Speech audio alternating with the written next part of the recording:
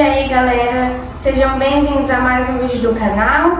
E nesse vídeo vamos falar um pouquinho sobre gorduras ou carboidratos no superávit calórico, no processo de ganho de massa muscular, né?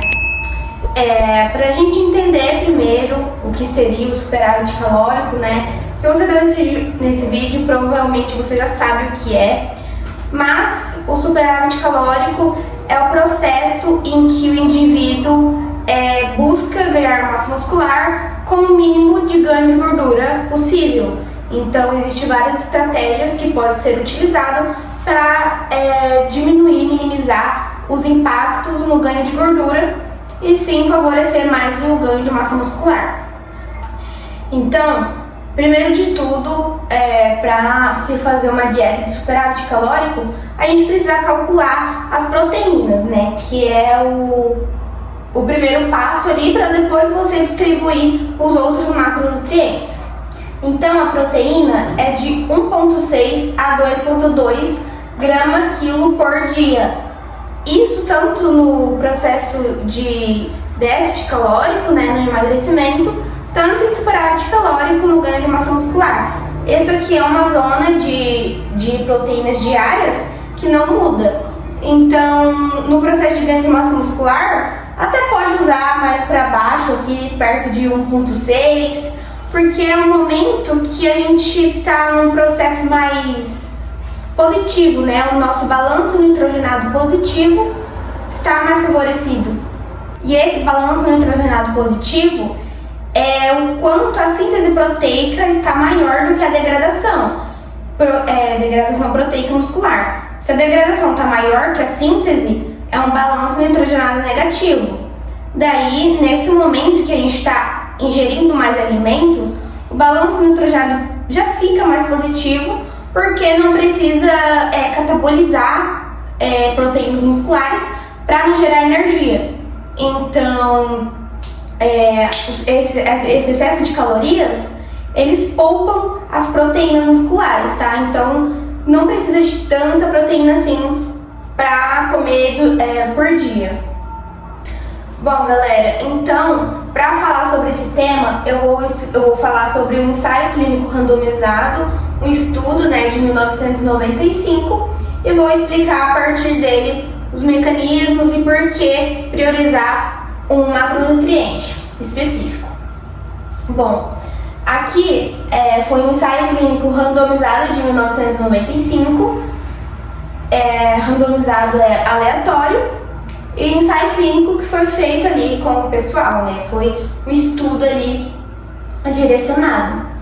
Então, eles pegaram 9 homens eutróficos, homens normais, magros, e 7 obesos, e analisaram por 14 dias.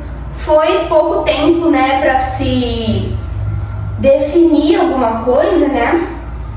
Porque para um estudo ser mais verdadeiro, né, mais que comprove alguma coisa, deve ser feito por um tempo maior, né, para ver se realmente isso é verdade.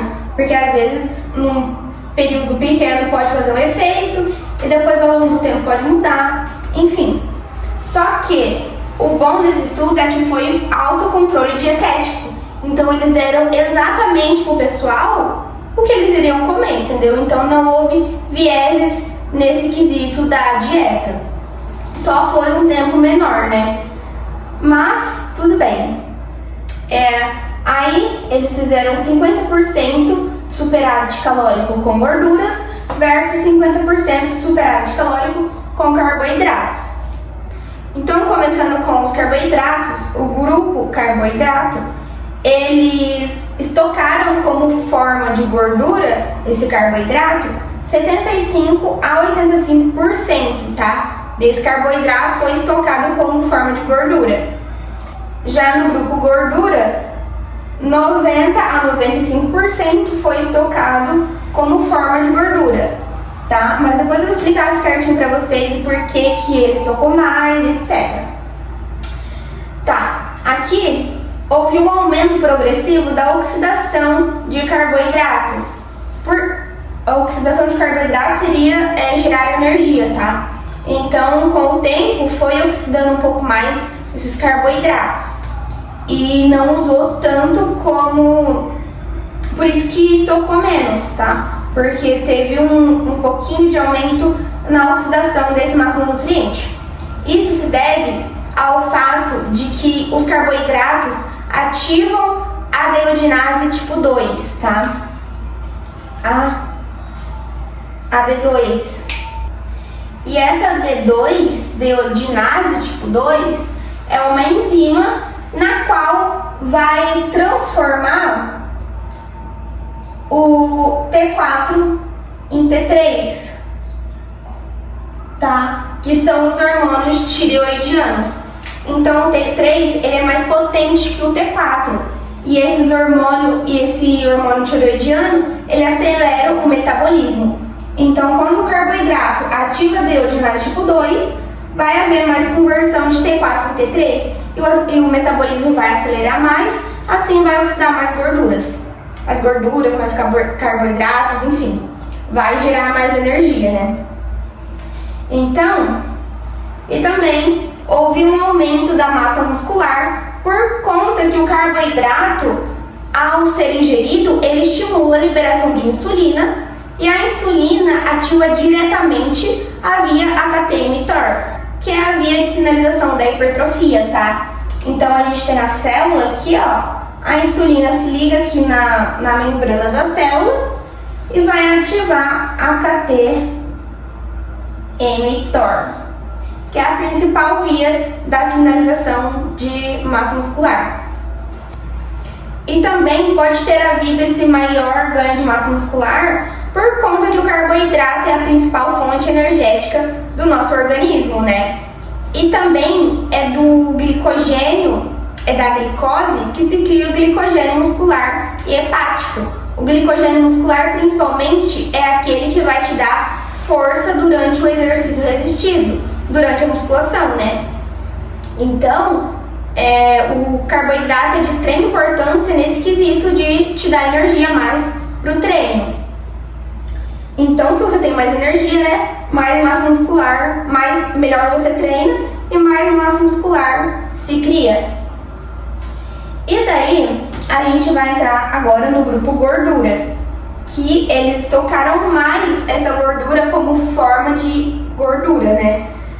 Esse macronutriente, gordura, se estoca mais facilmente no tecido adiposo porque ele já é uma gordura, né? Já é um ácido graxo. Então eu desenhei aqui para vocês o esqueminha de como funciona esse armazenamento da gordura. Então houve um efeito menor na oxidação desse macronutriente para gerar energia. A gordura, ela também ativa a deiodinase tipo 2, tá? Só que não diretamente. A gordura ativa o TGR5, que é um receptor, e daí ele vai ativar a deiodinase tipo 2, que daí sim vai converter T4 em T3 e acelerar o metabolismo. Porém, pode-se dizer que isso seria menos eficiente do que o carboidrato, né, agindo diretamente no deiodinase tipo 2. Talvez por esse caso pode ter estocado mais, mas também pode ter estocado mais por conta disso aqui. Eu acho que esse é o principal fato de ter estocado mais como forma de gordura, porque a gordura ela é estocada mais facilmente, tá? O ácido graxo é a gordura, né? Isso aqui é lá no fígado. Daí o ácido graxo, ele é transformado em acetil-CoA já diretamente, sabe? A glicose, o carboidrato, ele vira piruvato, depois vira acetil-CoA e assim por diante. Só que o ácido graxo, ele já vira acetil-CoA, ele já entra aqui, ó. E daí, ao invés de girar no ciclo de Krebs para oxidar, ele pega esse acetil-CoA, transforma em amonil-CoA, ácido palmítico e assim se transforma em triacilglicerol, que é a forma da gordura estocada no tecido adiposo. Então, galera, depois desse triacilglicerol ser formado no fígado, ele é transportado para o tecido tecido adiposo pelas VLDLs, né, que é as lipoproteínas de baixa densidade, tá? O colesterol bem ruim. Daí ele transporta pro tecido adiposo, e aqui fora do tecido adiposo, o triacilglicerol ele tem que se quebrar em 3 ácidos graxos e um glicerol, né? A molécula se quebra para poder entrar aqui dentro do tecido adiposo e depois se formar de novo. Essa quebra é feita pela lipase lipoproteica, que é ativada pela insulina, que vai quebrar esse triacilglicerol em 3 ácidos graxos e um glicerol. Então, o carboidrato pode sim, ó, tá vendo? Estocar, né? Também por conta disso, porque a insulina liberada por conta do carboidrato vai ativar esse mecanismo de quebrar o triacilglicerol para entrar no tecido adiposo, e também vai inibir a lipase hormônio sensível, que é uma enzima que quebra o triacilglicerol para ir para o sangue, oxidar e etc. Então a insulina inibe isso aqui, então você não vai ter tanta quebra de triacilglicerol, né? Vai ficar tudo estocado lá. E também vai ativar a lipase lipoproteica aqui para quebrar e entrar no tecido adiposo. Então por esse motivo, sim, o carboidrato também estoca como forma de gordura. Então, a gente pode ver que nos dois casos estocam, né? Porém, no ácido graxo estoca mais, talvez por conta disso que eu falei, que ele já é um ácido graxo, né? Então é mais fácil dele ser estocado. E também por conta desse mecanismo aqui de ativar a deiodinase tipo 2 pelo TGR5, que talvez pode ser menos potente, né? Nesse caso do que no caso do carboidrato. E galera, vemos aqui também que os obesos estocaram nos dois casos, tá?